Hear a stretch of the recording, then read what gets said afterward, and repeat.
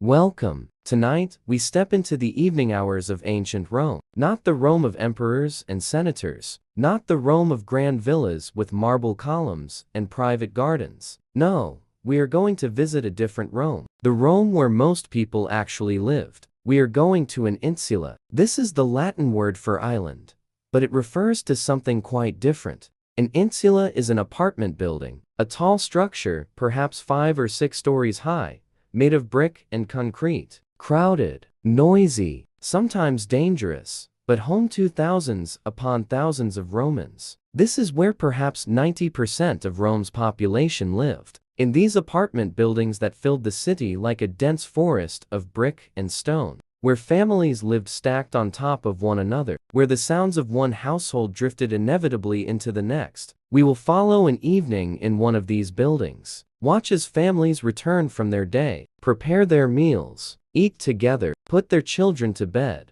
gossip with neighbors, argue, laugh, do all the ordinary things that families have always done, in every time and place. The time is perhaps the 2nd century AD, the height of Rome's power. The emperor is Marcus Aurelius, let us say, though the specific emperor does not matter much for our purposes. The empire is vast, stable. Rome itself is a city of perhaps 1 million people, the largest city in the Western world. Our insula is in the Suburra. This is a district of Rome known for being crowded, somewhat rough, but lively. Not the worst neighborhood, but certainly not the best. A place where working people live. Shopkeepers, craftsmen, laborers, teachers, the people who keep the city running. The building itself is typical, 5 stories tall. The ground floor is occupied by shops, a baker, a fuller who cleans clothes, a tavern that sells wine and hot food. Above the shops, the apartments begin. The apartments on the 1st floor, just above the shops, are the most desirable. They are larger, easier to access without climbing many stairs. They have windows that open onto the street. These are rented by families with a bit more money, perhaps a successful craftsman, a merchant. As you go higher, the apartments get smaller, cheaper, less desirable. The top floors are for the poorest residents, sometimes entire families living in a single room. The rent is cheap, but the climb is exhausting, especially if you must make it several times a day. Our building houses perhaps 30 families, maybe more. It is difficult to count, precisely because families expand and contract. Adult children live with parents, widowed grandmothers move in with their sons, families take in boarders to help with the rent. The building is owned by a wealthy man who probably never sets foot in it. He collects the rent through an agent, a freedman whose job is to manage the property, make sure the rent is paid, deal with complaints, though often not very effectively. The sun is setting now. The streets of Rome are beginning to transition from the busy commerce of day to the different, but equally busy, activity of evening. Workers are returning home. The shops are closing or preparing for the evening trade. The taverns are opening their doors wider, inviting customers in. Let us enter our insula. Let us climb the stairs. Let us see how Roman families spent their evenings in these crowded apartments, where life was lived in close quarters, where privacy was a luxury few could afford, and where the rhythms of family life played out, much as they have always done anywhere and everywhere. Returning home, the entrance to the insula is through a narrow doorway between 2 shops. There is no grand entrance hall as there would be in a wealthy domus, a private house. Just a doorway, opening onto a dim corridor. The corridor leads to a courtyard, though courtyard is perhaps too grand a word. It is an open space in the center of the building, barely large enough for 2 people to pass comfortably. A few scrawny plants grow in pots, fighting for the limited sunlight that reaches down here. The stairway begins at the courtyard. It is made of wood, not stone. The steps are worn smooth by thousands and thousands of footsteps. They creak when you step on them. In some places, the wood is cracked and been patched, not always skillfully. There is no lighting in the stairway. During the day, some light filters down from windows at the landings. But as evening comes on, the stairs fall into darkness. People climb by feel, knowing the steps from daily repetition, or they carry a small oil lamp if they have one. Let us follow Marcus home. Marcus is a craftsman. He makes simple furniture, stools, tables, storage chests. He is not wealthy, but he makes a decent living, enough to rent a 2-room apartment on the 2nd floor. Marcus has been working since sunrise. His workshop is across the city, about a mile walk. His hands are tired. His back aches from bending over his work. He is ready to be home. He enters the building, nods to the porter, an elderly man who sits by the entrance during the day, supposedly keeping watch. The porter nods back, but says nothing. They have this exchange every day. Marcus climbs the stairs to the 2nd floor. His apartment is at the front of the building, overlooking the street. This is a mixed blessing. It means more light and air, but it also means more noise from the street below. He pushes open the door. The door is thin wood, not particularly secure, but there is little worth stealing in the apartment, and theft, while not uncommon, is not as prevalent as one might imagine. Most of the residents are poor. Thieves prefer wealthier neighborhoods. Inside, Marcus finds his wife, Flavia, already home. Flavia works too. She weaves. She has a small loom set up in the corner of the main room. She takes in work from a merchant who supplies the thread and pays her for finished cloth. Flavia looks up when Marcus enters. She does not rush to greet him. This is not that kind of marriage, at least not after 10 years and 3 children. But there is warmth in her glance, relief that he is home, that the day is done. The children? Marcus asks. At the fountain, Flavia says. Getting water.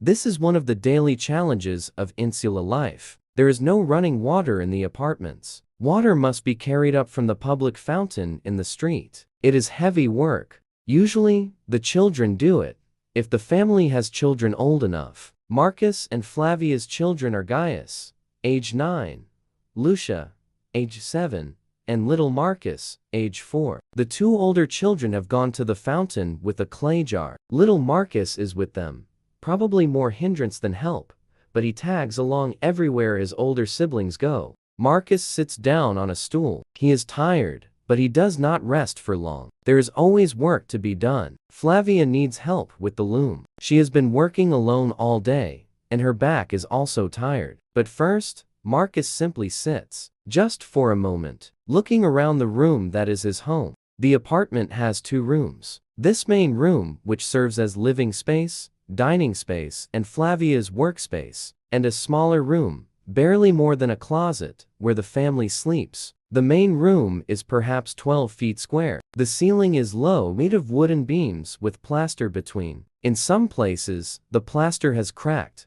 revealing the bricks beneath. The floor is concrete, the standard material in Rome. It is uneven, patched in places. Flavia has scattered some old cloths on the floor to make it slightly more comfortable to walk on barefoot. The walls are plastered and were once painted. A simple design, just bands of red and yellow. But the paint is old now, faded and peeling. Marcus has talked about repainting, but there never seems to be time or money. There is very little furniture. 2 stools, a small table, a storage chest where clothing and other possessions are kept. The loom, of course, an oil lamp on a shelf, a few clay pots and dishes. The window is small, covered with a wooden shutter that can be closed at night. Right now, the shutter is open, letting in the last light of day and the sounds of the street below. Voices, the rattle of a cart, someone laughing. The evening is just beginning down there. Footsteps on the stairs. The children are returning. Marcus hears them before he sees them. Gaius and Lucia arguing about something. Little Marcus singing a tuneless song to himself.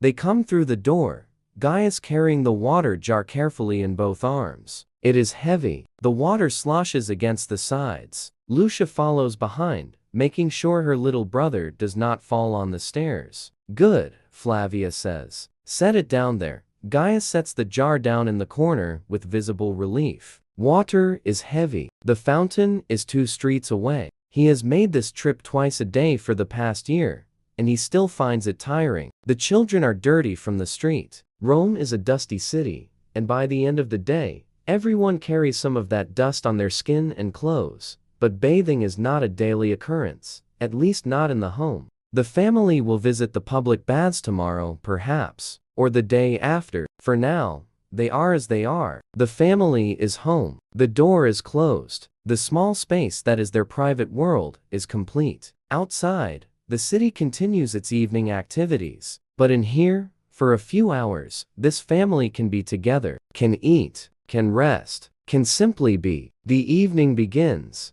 Preparing the evening meal, Flavia stands and goes to the corner where the food is stored. There is no kitchen in the apartment. Most insulae do not have kitchens. Cooking over an open flame in a wooden building is dangerous. Fires are common in Rome, and they spread quickly through these crowded structures. So most families do not cook elaborate meals at home. They eat cold food, or they buy hot food from the taverns and food stalls on the street level. Or like Flavia, they have a small charcoal brazier that can be used for simple cooking. The brazier is a metal bowl on legs, perhaps a foot across. It sits on the small balcony that extends from their window, barely large enough for one person to stand on. This is a compromise. The brazier is technically outside the apartment, reducing the fire risk slightly, but it is accessible so Flavia can cook without going down to the street. Today, Flavia has planned a simple meal. Poles. This is a porridge made from wheat or barley. It is the staple food of working Romans. Not exciting, but filling and nutritious,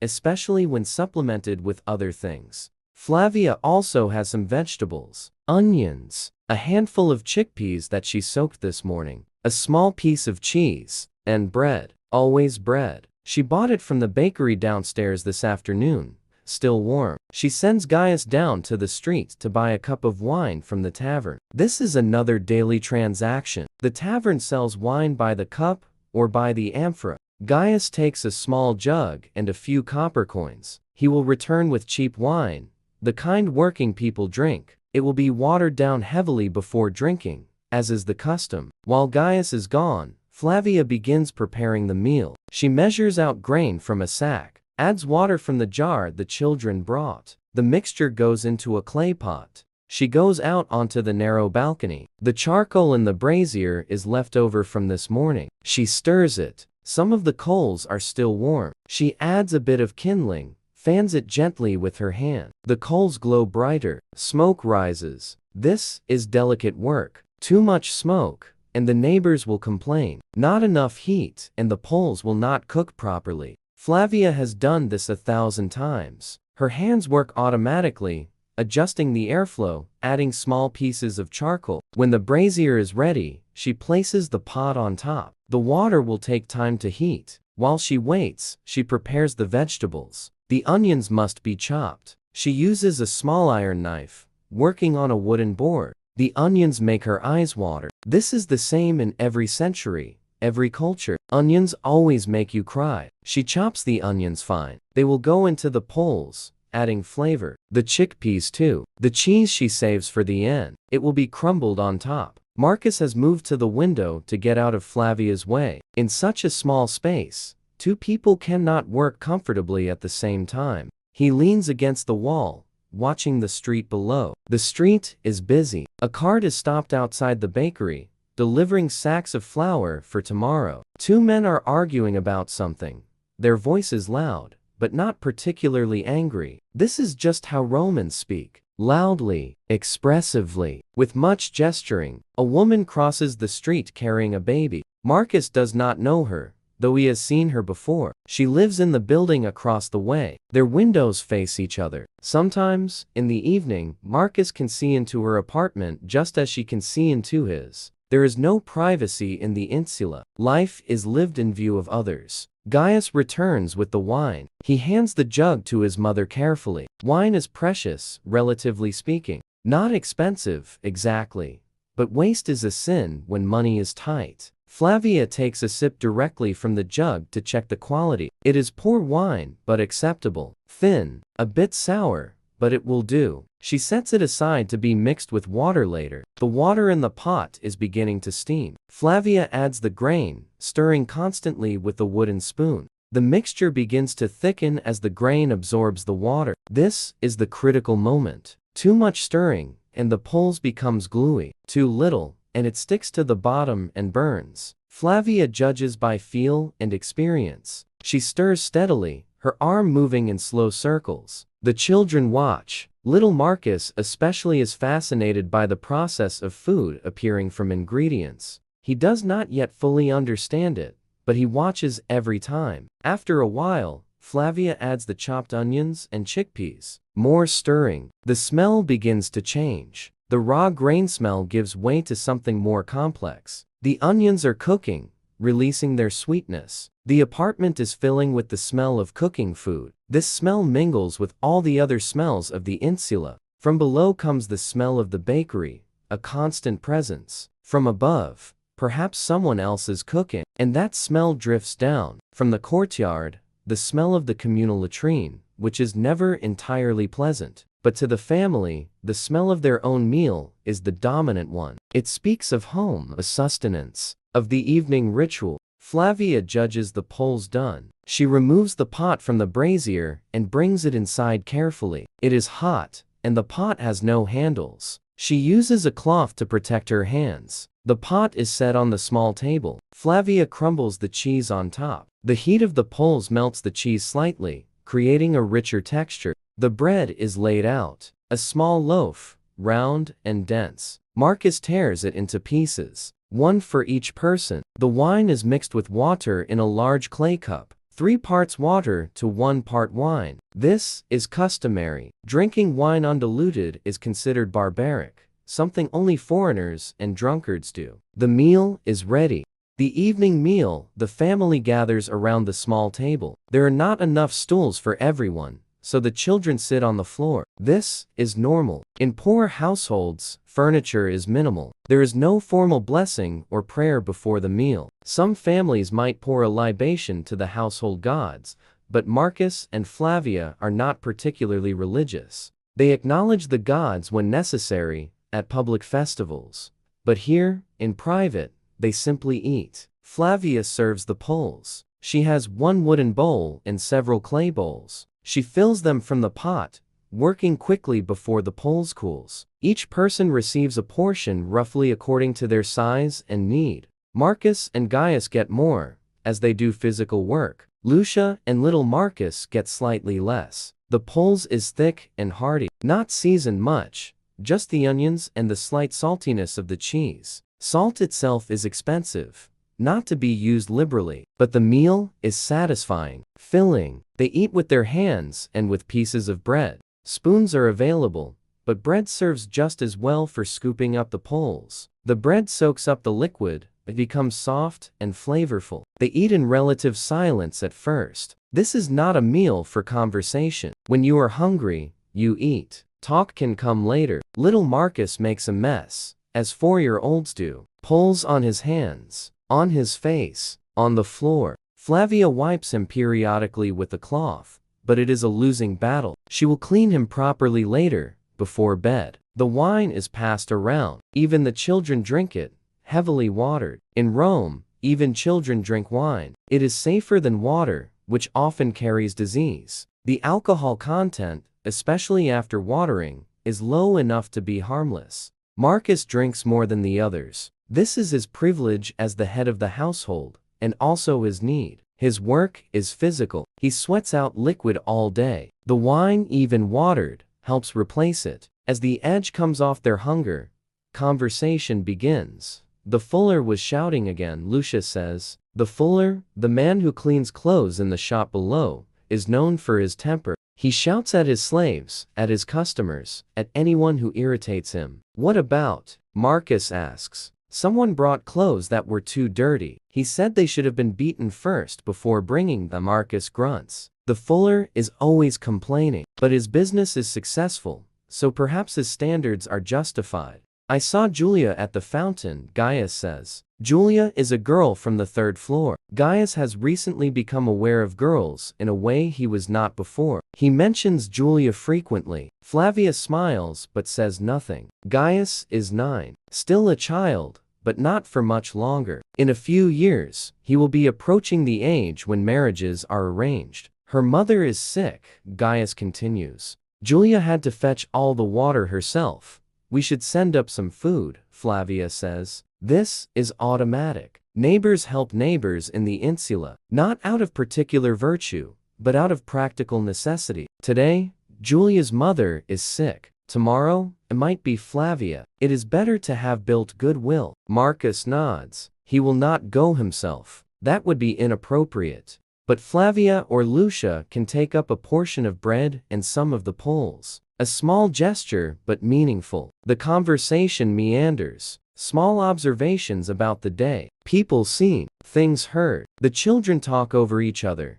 each trying to share their own news. Marcus is quieter. He is tired, and talking requires energy he does not have, but he listens. This is his family. These voices, this small crowded space, this simple meal. This is his life. Gradually, the meal winds down. The poles is gone. The bread is eaten. The wine cup is empty. Flavia stands and begins clearing. The bowls must be washed. There is no sink, of course. She takes the bowls to the water jar, dips a cloth, washes them one by one. The dirty water is thrown out the window into the street below. This is standard. Everyone does it. The streets of Rome are constantly wet with thrown out water, among other things. Marcus remains seated. He is full, comfortable. The work of the day is behind him. The evening stretches ahead.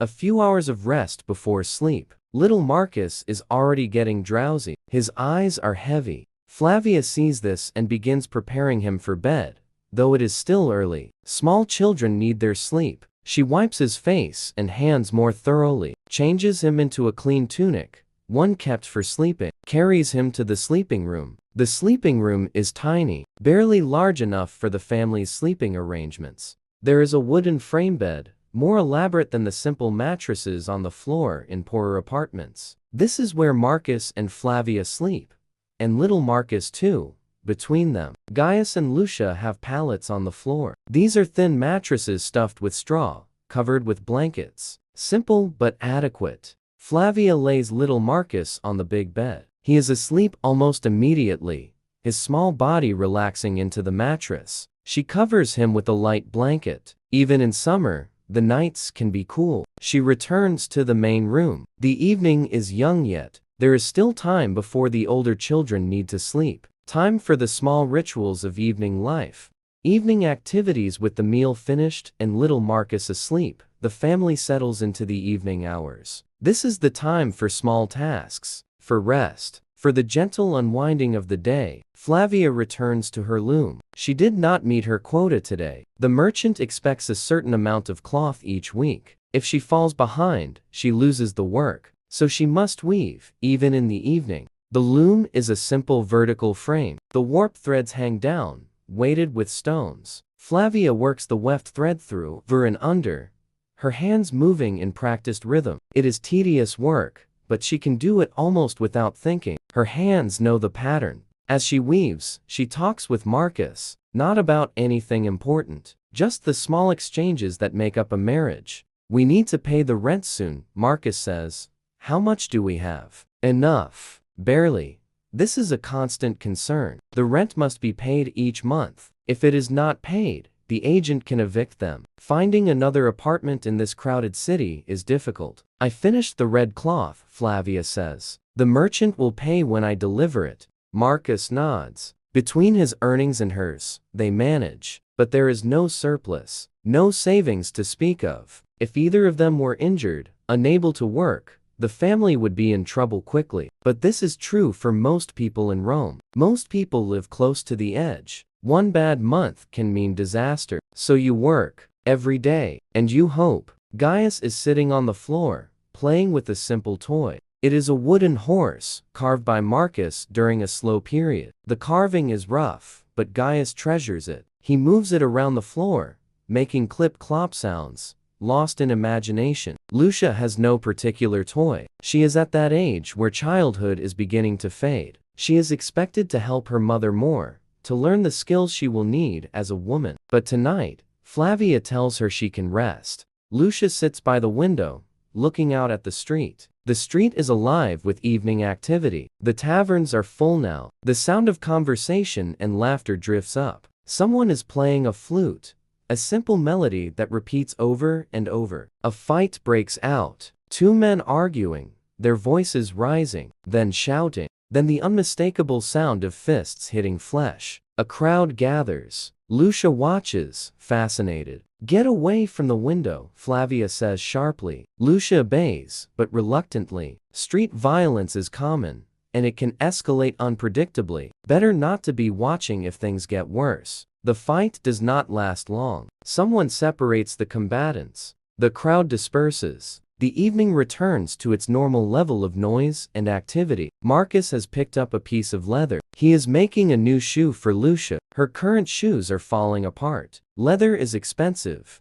but he managed to get a scrap from a cobbler. He knows it is not enough for a proper shoe, but he can patch the old one, extend its life a bit longer. He works slowly, punching holes with an awl, threading leather cord through. His hands are skilled from his carpentry work. Leatherwork is not so different. Gaius has abandoned his wooden horse and is now pestering his father. "Tell me a story." Marcus looks up. He is tired, but Gaius is persistent. "What story?" "The one about the wolf." This is a story Marcus's father told him, and his father before that. The story of how Rome was founded. Romulus and Remus, the she-wolf who nursed them. The founding of the city on the 7 hills. Marcus begins to tell the story. He has told it many times. The words come automatically. Gaius has heard it many times too, but he never tires of it. Lucia drifts over to listen. Even though she is older, even though she pretends not to be interested, she listens. Marcus tells the story slowly. He is not a dramatic storyteller. He does not change his voice for different characters or add unnecessary embellishments. He just tells it, straight and simple. But the story has power. It is their story, the story of their city, their identity as Romans. When the story is finished, Gaius is satisfied. He returns to his wooden horse, playing more quietly now. The evening continues its slow progression. Outside, the light has faded completely. It is full night now. The street is lit by torches, and the light spilling from the tavern windows. The sounds continue. Voices, laughter, the occasional shout. A neighbor passes in the hallway outside their door. Heavy footsteps on the wooden floor. A cough. The neighbor is going to the communal latrine at the end of the hall. A few minutes later, the footsteps return. The walls are thin. You can hear your neighbors. Conversations, arguments. Sometimes, at night, more intimate sounds. There is no real privacy in the Insula. You learn to ignore what you hear, or you learn to be very quiet about your own business. Flavia has made good progress on the cloth. She decides she has done enough for tonight. She stands, stretching her back. Hours at the loom make her stiff. "Come," she says to Lucia, "help me fetch water for tomorrow." This is an evening ritual if the water jar is running low. Better to fetch water now than to wake early to do it. Lucia stands, takes the jar. Mother and daughter go out into the hall, down the dark stairs, out to the street. Marcus remains with Gaius. He continues working on the shoe. The apartment is quiet without the women, just the sound of his awl punching leather. Gaius, humming to himself as he plays. This is peaceful, in its way. The work of the day is done. The work of tomorrow has not yet begun. This in-between time is its own small gift. Neighbors and gossip while Flavia and Lucia are gone. Marcus hears voices in the hallway. Female voices. He recognizes one as Julia's mother, Cassia, from the 3rd floor. She must be feeling better if she is out and about. There is a soft knock at the door. Marcus sets down his work and opens it. Cassia stands there with another woman, Valeria, who lives on the 4th floor. Valeria's husband is a teacher, one of the many private tutors who teach reading and arithmetic to the children of families who can afford it. "Good evening, Marcus," Cassia says. "Is Flavia here?" "She has gone to fetch water. She will return soon. We will wait, if that is acceptable." Marcus nods. It would be rude to refuse. He opens the door wider. The women enter. There is an awkwardness to this. Marcus is not particularly comfortable with female visitors when Flavia is not here. But these are neighbors. It would be more awkward to send them away. The women sit on the available stools. Marcus returns to his work on the shoe, giving them something to look at other than him. Cassia and Valeria begin talking to each other, effectively ignoring Marcus, which suits everyone. They are gossiping, sharing news from the building and the neighborhood. Did you hear about Quintus? Cassia says. The wine merchant? Yes. He has taken a new mistress. A girl from the theater?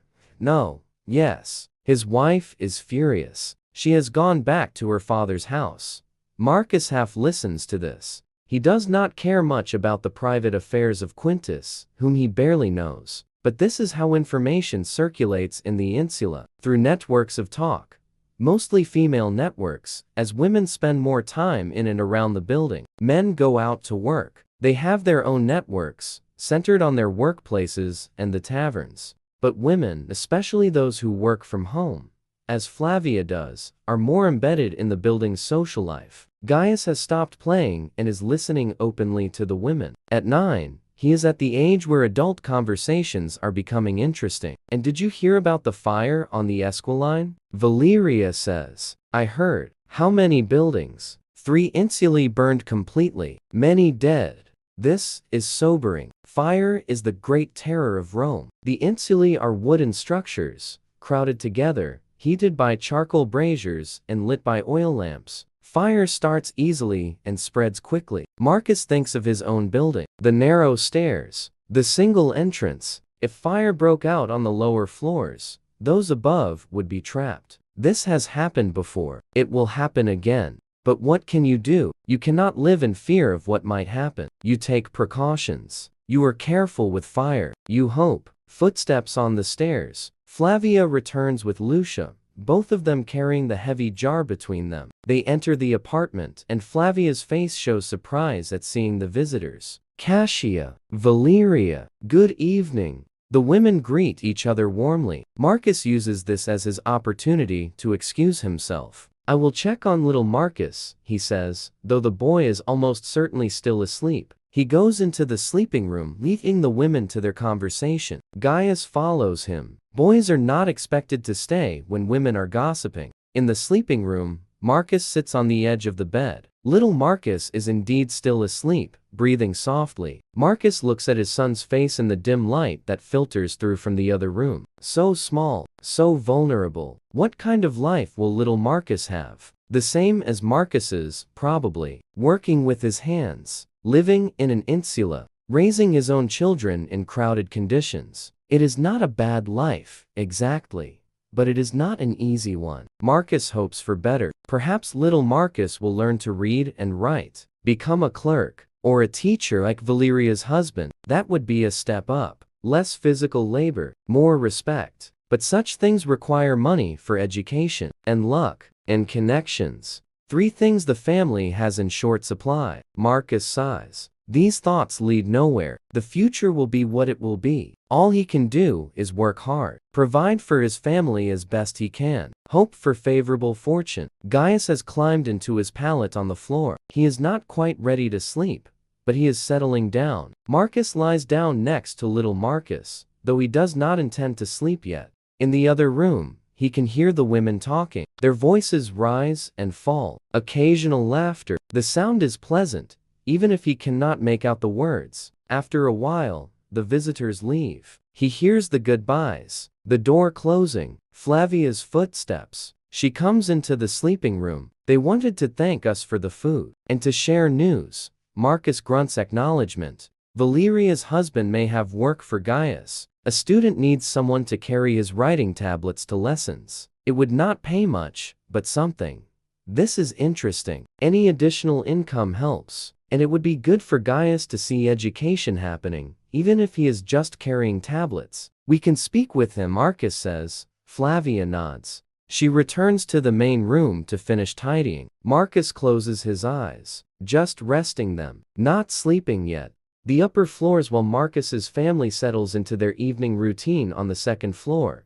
Let us climb higher into the building. Let us see how those with less money, less space, less comfort, spend their evenings. The 3rd floor has smaller apartments than the 2nd floor. Most are single rooms. Families live in these single rooms, all their life contained in perhaps 8 feet by 10 feet. We enter the apartment of Rufus and Helena. They are younger than Marcus and Flavia, married only 2 years, 1 child, a baby daughter named Prima. Their room is sparse, a sleeping pallet on the floor, a small chest, one stool, a few cooking pots. That is all. The room serves every function: bedroom, living space, kitchen, such as it is. Rufus is a laborer. He works at the docks, loading and unloading ships. It is hard work, unpredictable work. Some days there is work, some days there is not. When there is work, he is paid by the day. When there is no work, there is no pay. Today there was work. Rufus's arms ache from lifting heavy sacks all day. He sits on the pallet, his back against the wall, resting. Helena is nursing Prima. The baby is perhaps 6 months old, still entirely dependent on her mother's milk. Helena sits on the stool, the baby at her breast, humming softly. There is no meal to prepare. Rufus bought a hot meal from a street vendor, a bowl of chickpea stew, still warm. He ate it on the way home, standing in the street. It was not much, but it was something. Helena has eaten bread and cheese while Rufus was gone. Not much. She is thin, not starving, but always a bit hungry. This is common among the poor. You eat enough to continue, but rarely enough to feel satisfied. Now, in the evening, there is little to do. No work to occupy the hands. No particular tasks. Rufus and Helena simply exist. They sit in their small room. Helena nurses the baby. Rufus rests his tired body. They talk a little. "Did you see Cassia today?" Rufus asks, briefly. "She seems better." "Good." The conversation does not go much further. They are tired, and they have been together all day, in this small space. There is not much new to say. After a while, Prima falls asleep at Helena's breast. Helena lays her gently on the pallet, on a folded blanket that serves as the baby's bed. The light is fading from their small window. Soon it will be dark. They have no oil lamp. Oil costs money. They use darkness as their signal to sleep. There is something stark about their poverty, but also something elemental. They are a family. They have shelter. They have each other. It is not much, but it is not nothing. On the 4th floor, the apartments are even smaller. Some are just sleeping spaces, tiny rooms with barely space for a pallet. Old Titus lives in one of these. He is a retired gladiator, not a famous one, just a regular fighter who survived long enough to earn his freedom. He is perhaps 50 now, old by Roman standards, especially for someone who lived such a hard life. His body is covered with scars. His left ear is partially missing,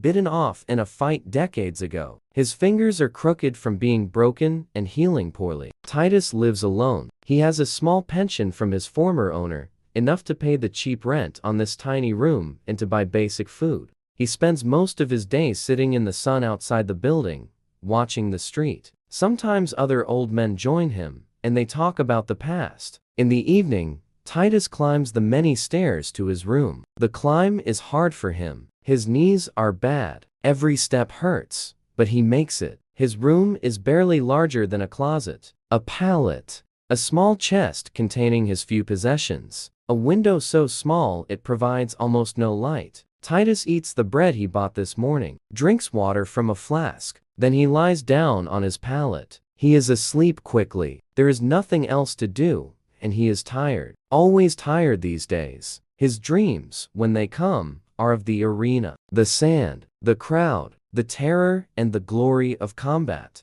He wakes sometimes in the night, disoriented, thinking he is back there. Then he remembers where he is. In this tiny room, in this insula, alone, on the 5th floor, the top floor. Conditions are worst of all. The rooms here are the cheapest, but they are also the most dangerous. The roof leaks. In summer, the heat is unbearable. In winter, the cold seeps through. A large family lives in one of these rooms. Aulus and his wife Tertia have 6 children, ranging from infant to early teens. All 8 of them live in a single room, not much larger than Rufus and Helena's. The room is chaotic. Children everywhere, crying, playing, fighting. The noise is constant. Aulus works as a porter, carrying goods for anyone who will pay. His wife Tertia does laundry, washing other people's clothes in the public fountain and hanging them to dry wherever she can find space. Between them, they barely make enough to feed the family. The children are often hungry. They wear clothes that are more patches than original fabric. Some of them have no shoes,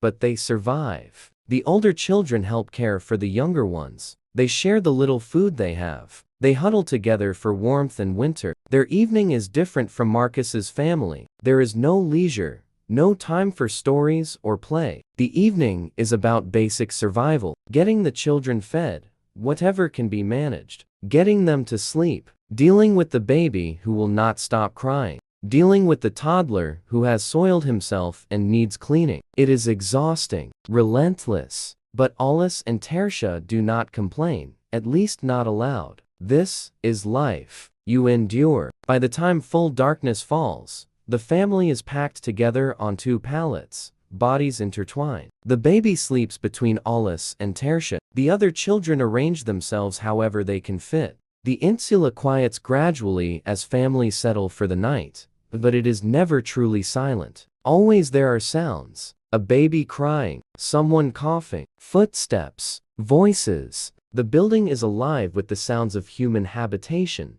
layer upon layer of life stacked vertically into the Roman night.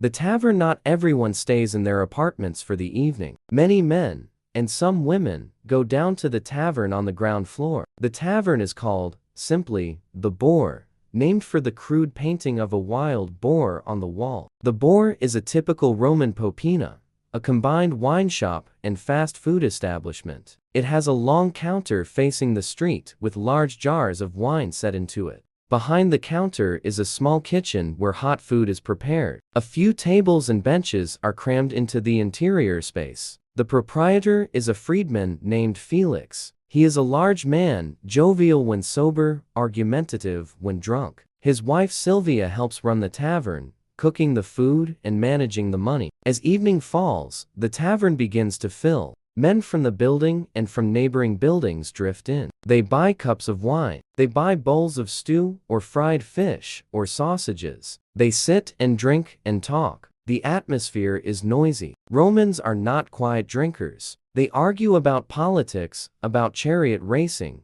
about their neighbors. They tell stories. They laugh loudly at jokes that are not particularly funny. Some of these men are escaping their crowded apartments. When you live with your family in 1 or 2 rooms, the tavern offers a kind of relief. Space to be among other men. Space to drink without your wife's disapproving looks. Others are here because they have no family waiting. Single men, widowers, men whose families live elsewhere. The tavern is their social world. The tavern. One such man is Decimus. He works as a scribe, copying documents for a large shipping business. It is decent work, better than manual labor, but it is lonely work, and Decimus is a lonely man. He comes to the Boar most evenings. He sits at his usual spot at the end of the counter. He orders wine and a bowl of lentil stew. He eats slowly, listening to the conversations around him. Decimus is perhaps 40, never married. His family is from a town in the south. He came to Rome 15 years ago looking for work and never went back. He sends money to his elderly mother occasionally, but he has not seen her in years. He nurses his wine. 1 cup, heavily watered, makes last for an hour. He cannot afford to drink heavily, and he has no taste for drunkenness anyway. Sometimes someone speaks to him, a casual greeting, a comment about the weather or the price of grain. Decimus responds politely, but does not encourage extended conversation. He is here for the proximity of others, not for real connection. At another table, a group of men are playing dice. Gambling is technically illegal, but in practice it is tolerated in taverns. The stakes are small, a few copper coins. The game is more about the excuse to sit and talk than about winning money. The men shake the dice in a cup, roll them onto the table, cheer or groan depending on the result. They accuse each other of cheating, but not seriously. This is all part of the ritual. One of the men is a baker from a few streets away. Another works at the public baths. Another is unemployed, scraping by on odd jobs. But here, in the tavern, they are equals. They are friends, or at least companions for the evening. The conversation turns to chariot racing, as it often does. Rome is obsessed with chariot racing. The 4 racing factions, the Reds, the Whites, the Blues, the Greens, inspire fierce loyalty. Men will argue passionately about which faction is superior, which drivers are best. The Blues will dominate this season, one man declares. Ha, the Blues are washed up. The Greens have the best horses. Horses mean nothing without a good driver. The Greens have good drivers. Name one.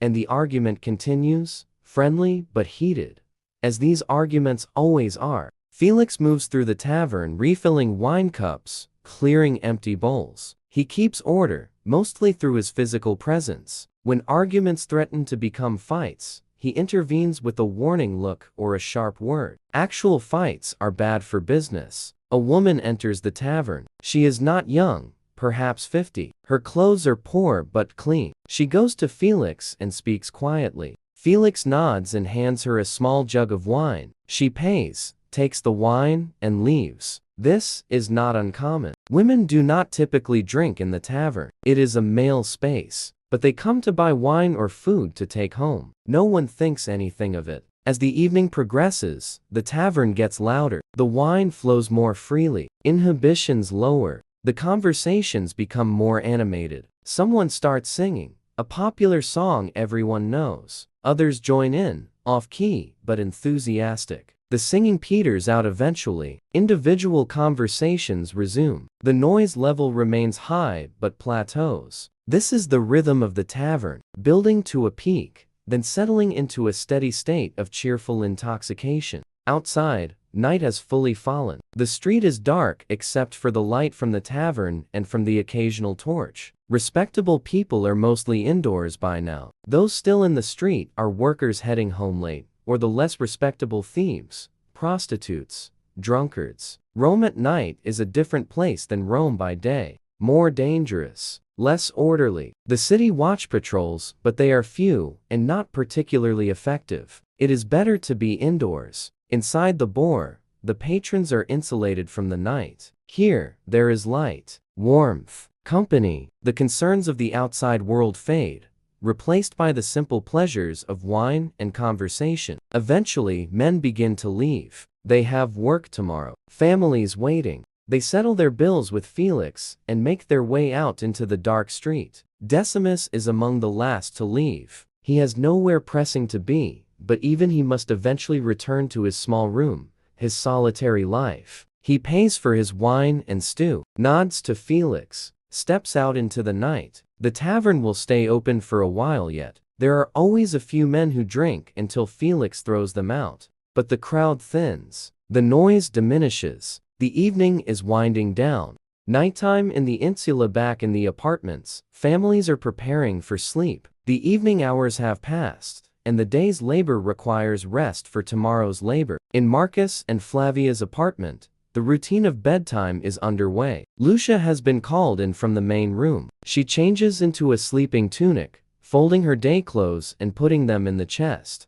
Gaius has already settled onto his pallet. He is not asleep yet, but he is quiet, that drowsy state between waking and sleeping. Marcus and Flavia perform the small rituals of closing the day. The shutter on the window is closed and latched. This provides some security, though a determined thief could force it easily enough. It also keeps out the worst of the street noise and the cold night air. The oil lamp is extinguished. Oil is expensive, and there is no reason to burn it while sleeping. The room plunges into darkness, relieved only by the faint light that seeps in through cracks in the shutter. Marcus and Flavia remove their outer garments and lie down on the bed, little Marcus between them. The bed is not large. The three of them fit, but only just. In a few years, little Marcus will need to move to the floor with his siblings. For now, though, he sleeps between his parents, warm, safe, loved. The sounds of the family settling, rustling fabric, creaking wood, a yawn, a sigh, then, gradually, silence. But the Insula is not silent. Even late at night, there are sounds.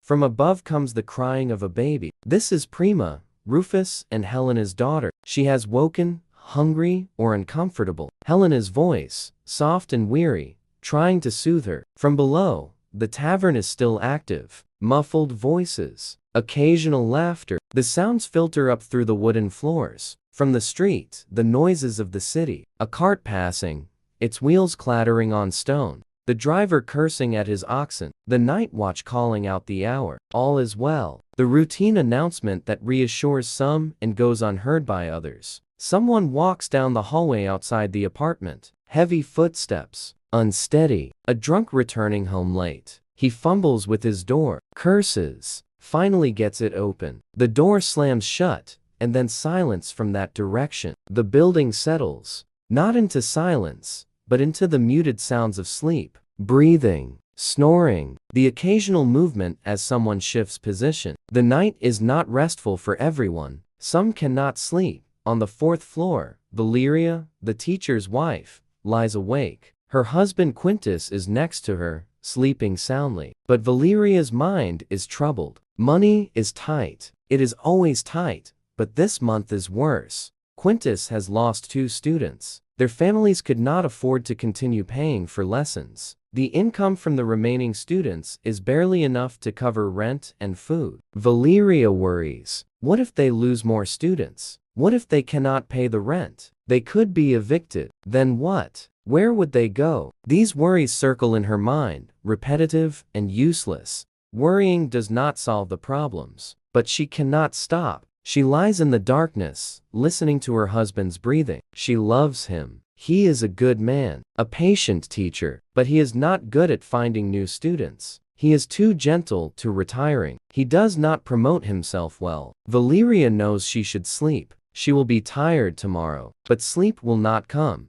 Eventually, exhaustion wins. She drifts into uneasy sleep, her worries following her into her dreams. On the 5th floor, Alice and Tertia's baby is crying. The sound cuts through the night. Tertia is so tired she does not wake immediately. Alice nudges her. She comes awake groggily, automatically reaches for the baby. She nurses the baby in the dark, half asleep herself. The baby feeds and settles. Tertia lays him back down between her and Alice. She is asleep again within moments. Old Titus, on the 4th floor, is also awake. He woke from a nightmare, as he often does. He lies on his pallet, staring into the darkness. His body aches, his joints, his old wounds. Pain is his constant companion now. He has learned to live with it, but that does not make it easy. He thinks about his life, the violence of his youth in the arena, the near-death experiences that have left him scarred but alive,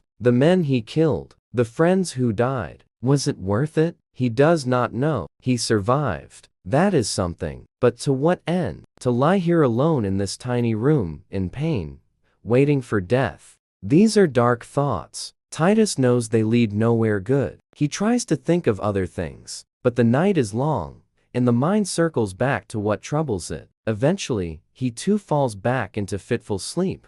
The hours pass. Midnight comes and goes. The city quiets further. Even the taverns close. The streets empty except for the very drunk and the very desperate. The Insula sleeps. Hundreds of people in this one building, stacked in their apartments, each dreaming their own dreams or struggling with their own insomnia. The night is democratic. Rich and poor both must sleep. In the grand houses on the Palatine Hill, senators sleep in comfortable beds. In the insulae of the Subura, working people sleep on thin pallets. But all must sleep, and in sleeping, all are equal, all are vulnerable, all are at the mercy of dreams and the need for rest.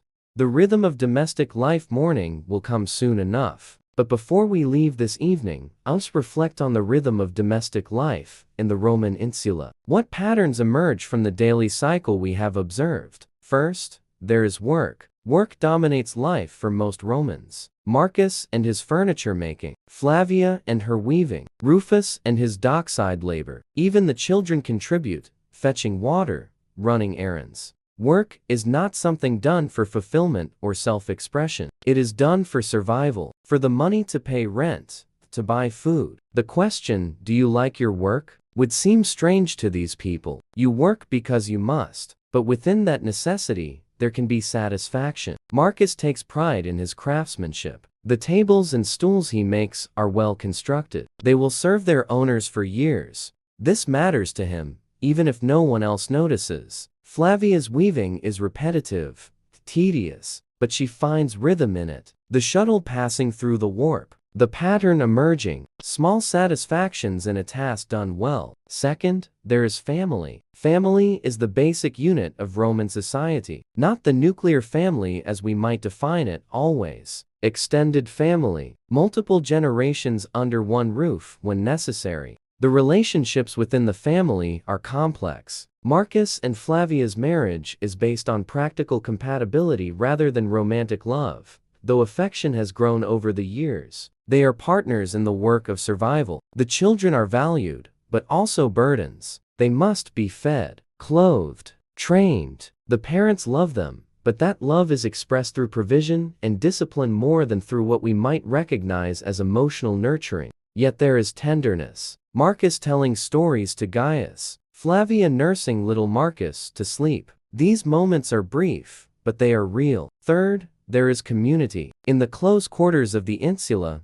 community is unavoidable. You cannot escape your neighbors. You hear them, smell them, encounter them in the hallways and on the stairs. This forced proximity creates bonds. Neighbors help neighbors, as Marcus and Flavia sent food to Julia's sick mother. Not out of altruism necessarily, but out of practical reciprocity. You help because you may need help yourself someday. But proximity also creates tensions. Disputes over noise, over smells, over children running wild in the hallways. The thin walls mean everyone knows everyone else's business. Arguments are overheard. Couples' intimate moments are not private. Romans have learned to live with this, to develop a kind of selective deafness. You hear your neighbors, but you pretend not to. You give each other the fiction of privacy, even when true privacy is impossible. Fourth, there's the city itself. Rome is always present. The sounds of the street, the smells, the energy, the danger. The city provides work. The workshops where Marcus makes furniture, the docks where Rufus loads ships, the homes where Valeria's husband teaches.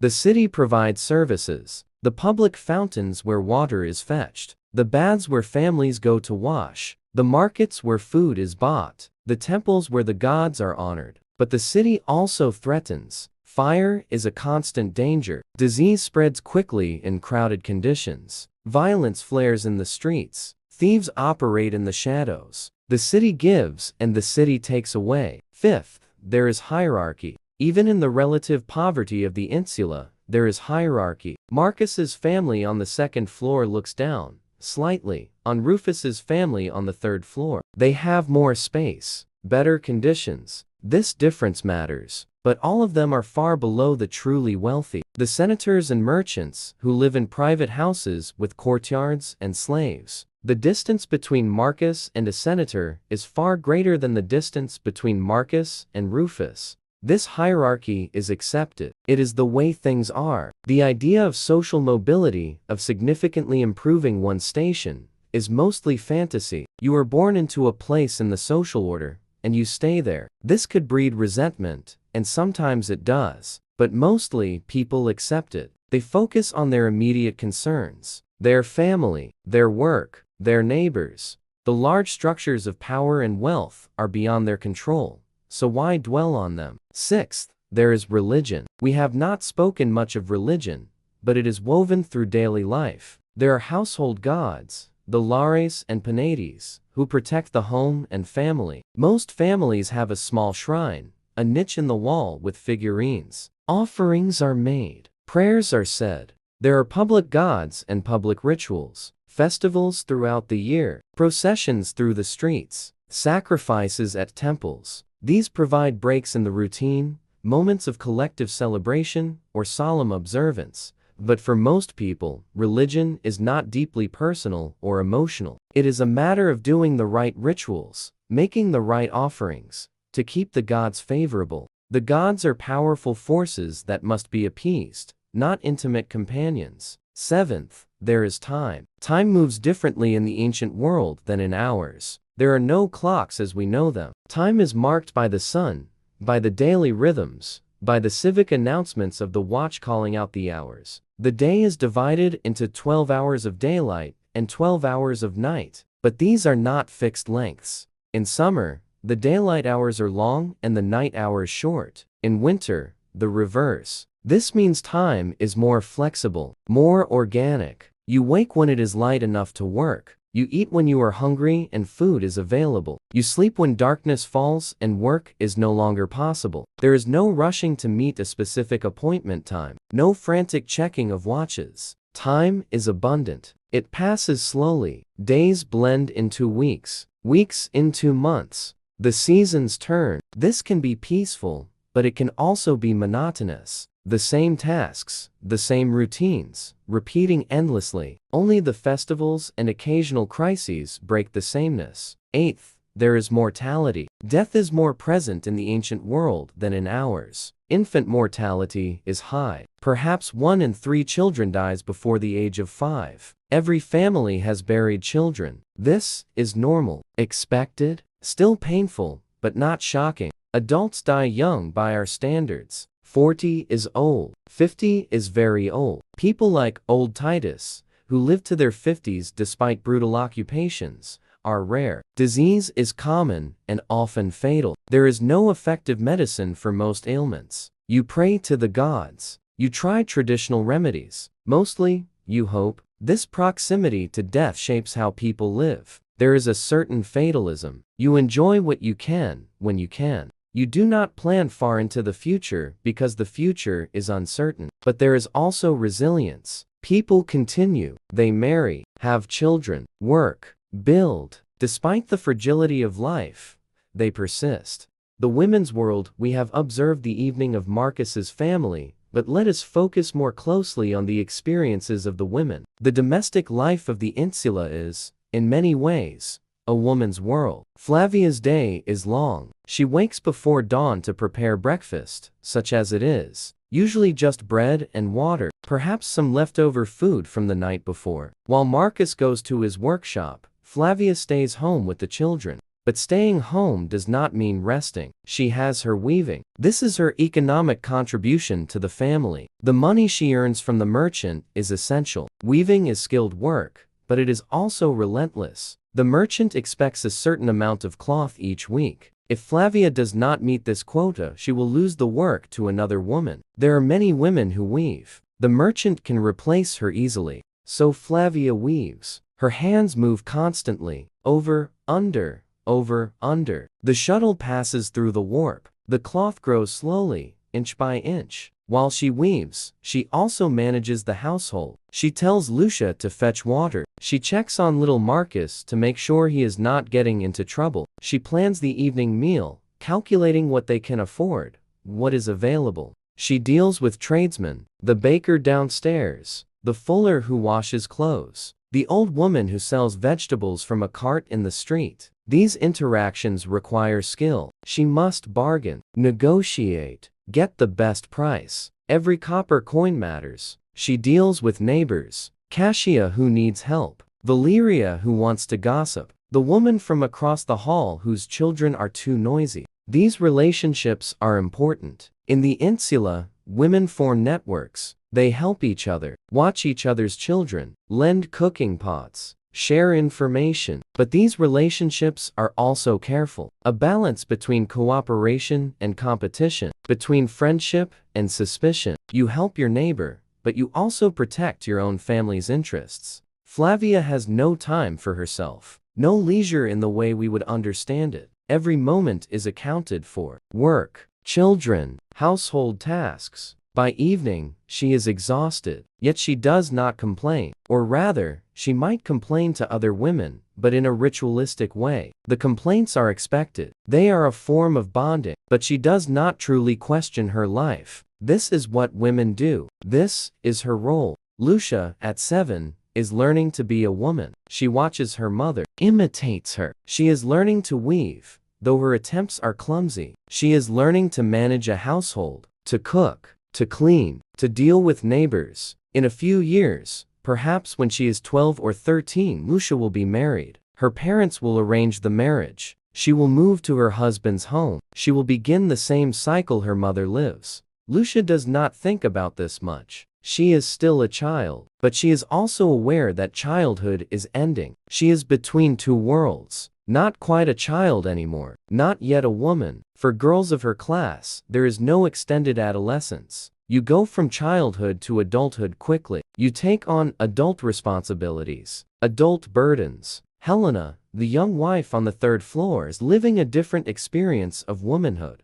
She is barely 20, married at 15, 2 miscarriages, then Prima, who survived. Helena's life is consumed by the baby. Prima is 6 months old, still nursing exclusively. She wakes multiple times in the night. She cries often, for reasons Helena cannot always discern. Helena is perpetually tired. Her body has not recovered from pregnancy. She is thin, anemic. Her milk production is barely adequate. She loves Prima. Of course, she does. But she also resents her sometimes. Resents the constant demands, the lack of sleep, the way her entire existence has narrowed to this tiny being's needs. Rufus is not much help. He works long hours when there is work. When he comes home, he expects to rest. The baby is Helena's responsibility. Helena has no mother nearby. Her family lives in a town 50 miles away. She has seen them once since her marriage. She is alone with this overwhelming task of keeping Prima alive and healthy. Other women help. Neighbors offer advice. Hold the baby for a few minutes so Helena can eat. But ultimately, Helena is on her own. This is the reality of motherhood for poor women in Rome. It is isolating, exhausting, dangerous. Women die in childbirth regularly. Babies die even more regularly. But it is also the path to respectability. A woman who produces children, especially sons, has value. She has fulfilled her purpose. Helena knows this. It sustains her through the hardest moments. Tertia, on the 5th floor, is an older mother. She has borne 8 children. 2 died in infancy. 6 survive, so far. At 40, Tertia is worn out. Her body has given everything to bearing and feeding children. She has no teeth left. Her hair is thin. She looks 60. But she is strong in other ways. She has survived. Her children have survived, mostly. This is no small achievement. Tertia works constantly, washing clothes at the public fountain, preparing meager meals, managing the chaos of 6 children in one small room. There is no end to the labor. She has no illusions about her life. It is hard. It will remain hard. She will work until she cannot work anymore, and then she will die. This is simply how it is. But Tertia has a kind of grim satisfaction. She has endured. She has kept her family alive. In a world that is indifferent or hostile to people like her, this is a victory. The women's world is one of work and endurance, of managing scarcity, of keeping households functioning with minimal resources. It is also a world of female solidarity. Women help each other because they understand each other's struggles. They share knowledge, recipes, remedies, child-rearing advice. There is gossip, yes, but gossip is also information sharing. Who is sick? Who needs help? Which merchant is cheating customers? Which landlord is raising rents? This information is valuable. It helps women navigate their world more effectively. The women's world is largely invisible to history. Ancient sources, written by men, focus on public life, politics, war, philosophy. The daily work of women keeping households running is not recorded, but this work is the foundation of everything else. Without the women weaving and cooking and raising children and managing households, the city would cease to function. Flavia and Helena and Tertia and all the other women in the Insula are not notable. They will leave no mark on history, but they are essential. They are the ones who keep life going, day after day, evening after evening. The lives of children in the Roman Insula live a different childhood than children in our world. Let us examine their experiences. Gaius, at 9, is on the cusp of a transition. He is still a child, but he is being prepared for manhood. He has responsibilities now, fetching water, running errands, small tasks that contribute to the household. His education is minimal. He can count, which is necessary for commerce. He can read a few words, taught by his father. But formal education is expensive, reserved for families with more money than Marcus's. This does not trouble Gaius. He does not dream of becoming a scholar or a lawyer. He expects to follow his father's trade, to become a furniture maker, to live much the same life his father lives. He spends his days helping his father at the workshop when he can, holding boards steady while Marcus planes them, fetching tools, learning by watching. In the evenings, he has some freedom. He plays with other boys in the street. Simple games, chasing, wrestling, games with stones or sticks. The streets are the children's playground. There are no parks, no designated play spaces. You play in the street, dodging carts and animals, until your parents call you home. Gaius is becoming aware of the larger world. He notices girls now, though he does not quite know what to do with this awareness. He notices social hierarchies, that some boys wear better clothes, have more to eat, have fathers with better jobs. He is learning that the world is unfair, that some people have more, that his family is toward the bottom of the hierarchy. This is a painful lesson, but a necessary one. In a few years, Gaius will be considered a man. Perhaps at 14 or 15, he will be expected to work full-time, to contribute his full earning potential to the family. Eventually, his parents will arrange a marriage for him. The transition from childhood to adulthood is not gradual. There is no teenage phase. You are a child, and then you are an adult, with little in between. Lucia, at 7, is still more child than adult, but she is learning the skills she will need. She helps her mother, fetches things, tidies, learns to weave, though her small hands struggle with the shuttle. She plays less than Gaius. Girls are expected to be more serious, more domestic. Play is tolerated, but not encouraged in the way it is for boys. Lucia plays with other girls in the building. They play house. They play with small dolls made from scraps of cloth. They imitate their mothers, pretending to cook and clean and care for babies. This play is preparation. In a few years, this will not be play. It will be real work, real responsibilities. Lucia is close to her mother. She follows Flavia everywhere, watches everything she does. Flavia is Lucia's model for womanhood, the example she will follow. There is no rebellion in this, no questioning. Lucia accepts that she will grow up to be like her mother, live the same kind of life. This is simply how things are. Little Marcus, at 4, is still in the carefree stage of early childhood. He is too young for responsibilities. His main job is to stay out of the way and not get into trouble. He plays constantly. His wooden horse is his favorite toy. He makes up elaborate scenarios,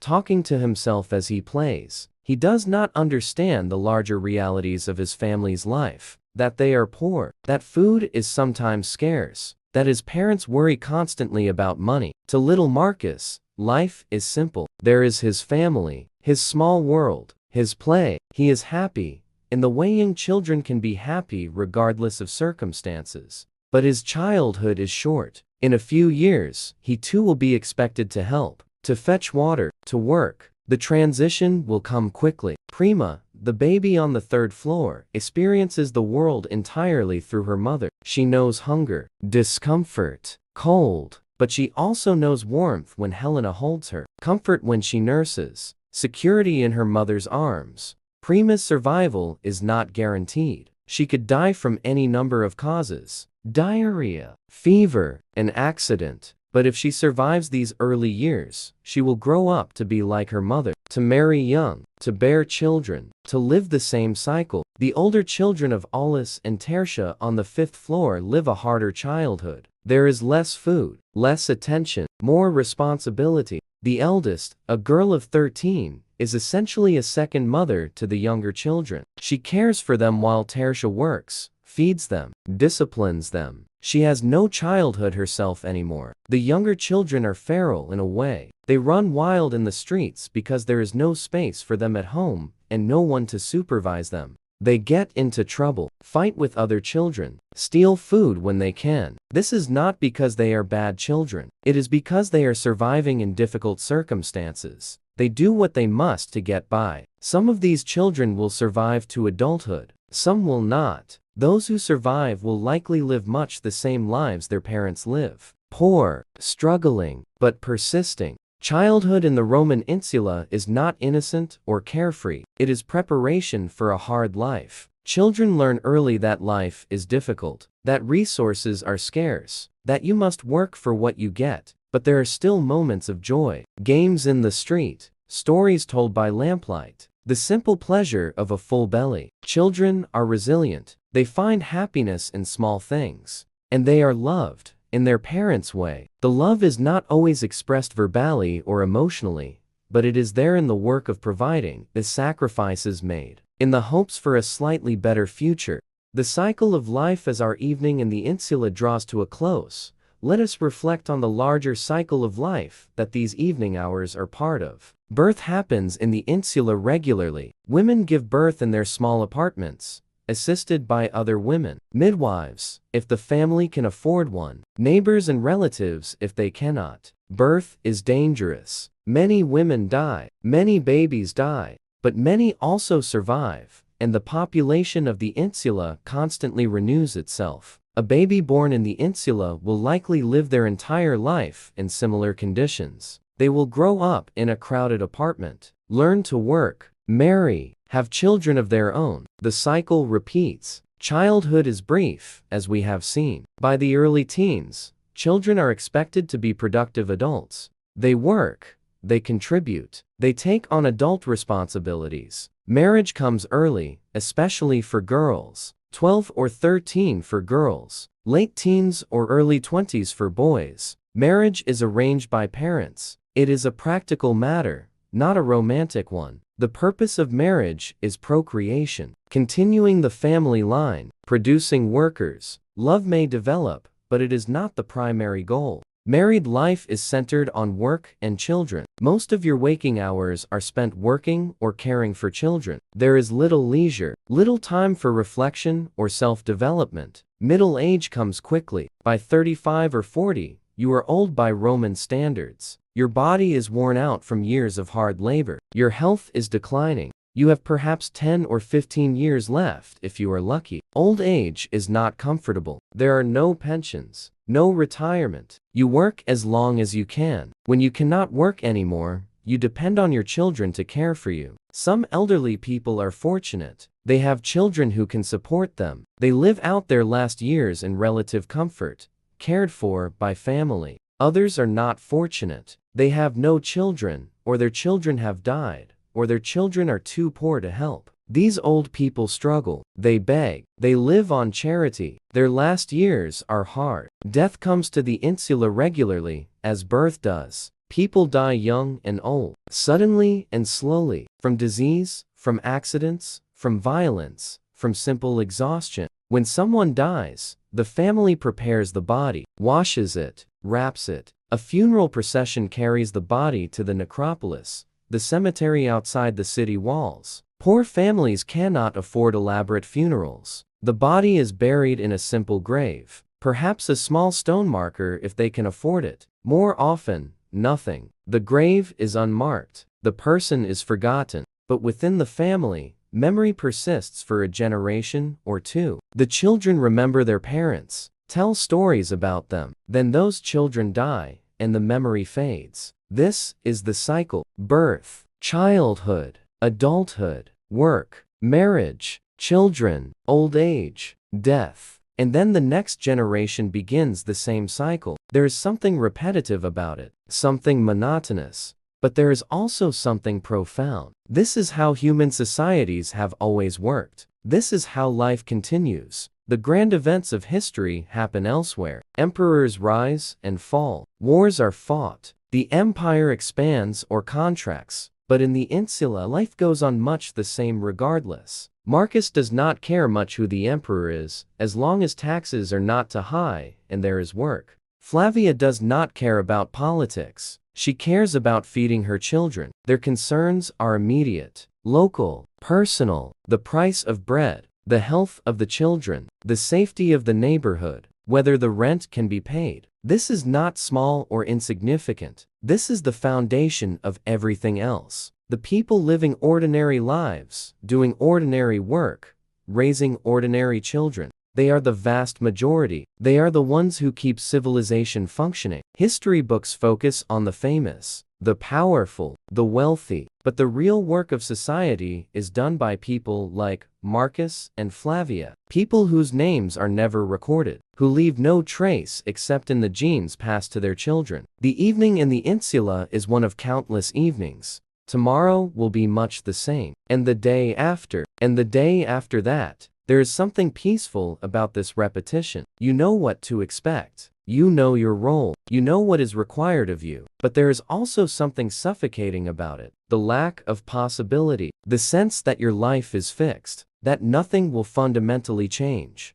Different people respond to this differently. Some accept it, find contentment in the small pleasures, the love of family, the satisfaction of work done well, the simple enjoyment of food and rest. Others chafe against it, feel trapped, wish for something more. But wishing does not change reality. You must live the life you have been given. And so the cycle continues. Evening after evening, generation after generation. The insula stands. The apartments fill and empty and fill again. The sounds of human life echo through the wooden halls and stone courtyards. This has been happening for centuries. It will continue for centuries more, until eventually the Roman Empire itself falls, and the insula, like all things, crumbles into ruin. But that is far in the future. Tonight, the insula stands. The families sleep, and tomorrow, the cycle will begin again. We have spent this evening in the Roman insula, walking the narrow stairs, peering into the small apartments, watching families eat and work and prepare for sleep. What can we take from this? What can the daily life of Romans 2,000 years ago teach us? Perhaps it is this, that the fundamentals of human life have not changed as much as we might think.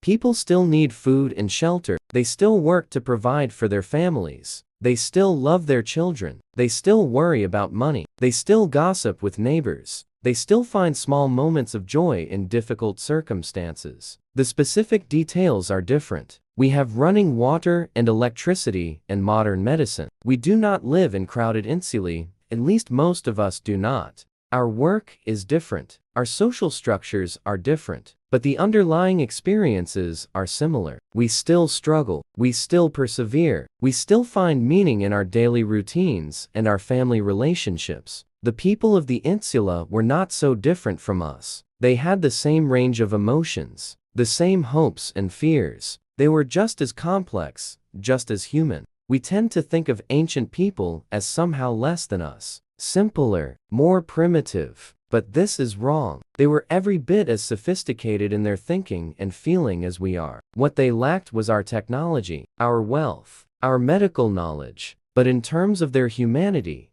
they were our equals. Walking through the insula, meeting these families, reminds us of our connection to the past. These are our ancestors, in a way. Not literally, perhaps, but spiritually. They are humans who came before us, who faced similar challenges, who found ways to survive and even thrive in difficult circumstances. There is something humbling about this. Our problems, which seem so large and unique, are not new. People have always struggled with scarcity, with inequality, with the challenge of raising children, with the need to find meaning in repetitive work. And yet, despite these struggles, people have persisted. They have built families, communities, civilizations. The insula is both a testament to human ingenuity and human resilience. The apartment building itself is an innovation, a way to house large numbers of people in a limited space. It is not perfect. It has many flaws, but it works,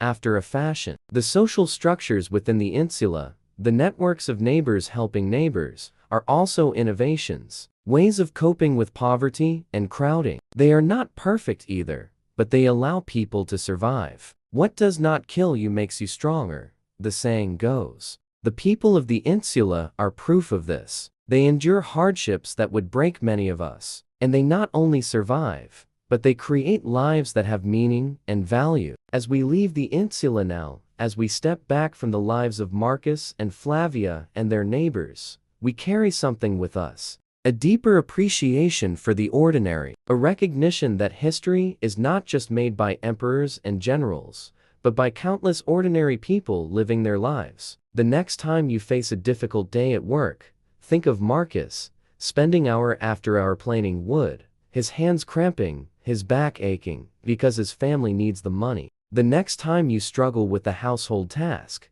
think of Flavia, weaving endless lengths of cloth, managing a household with minimal resources, keeping her family functioning day after day. The next time you feel crowded or stressed by your living situation, think of the families on the 5th floor of the Insula, 8 people in one small room, and yet still finding moments of joy and connection. This is not to minimize your struggles. Your problems are real and valid, but it can provide perspective. It can remind you that humans have always faced challenges, and humans have always found ways to cope. The Insula is gone now. The specific building we visited tonight never existed, except in reconstruction from historical and archaeological evidence. But countless buildings like it did exist, thousands of them, housing hundreds of thousands of people in ancient Rome. Those buildings are rubble now. Those people are dust, but the echo of their lives remains. In the archaeological record, in the descriptions left by ancient writers, in the very fact that we are here, descendants of people who survived and thrived in conditions we can barely imagine. As you settle into your own evening now, as you prepare for sleep in whatever home you inhabit, think of those Roman families settling into their evenings 2,000 years ago, but not so different from you. They sat with their families, they ate simple meals, they worried and hoped and dreamed, and then they slept, knowing that tomorrow would bring the same challenges, the same routines, the same small joys. Life is a cycle, for them, for us, for everyone who has ever lived or will ever live. We are all part of the same great pattern. Work and rest, birth and death, struggle and triumph, connection and isolation. The Insula reminds us of this. In its crowded apartments and narrow stairs, in its poverty and its resilience, it shows us that humanity persists, that people find ways to make lives worth living in the most difficult circumstances. May you carry this knowledge with you. May it comfort you in your struggles. May it inspire you to appreciate the ordinary moments of your own life. The people of the Insula would have appreciated your life, with its comforts and conveniences, but you can also appreciate theirs, with its simplicity and its focus on what truly matters. Family, community, the satisfaction of work, the peace of evening rest.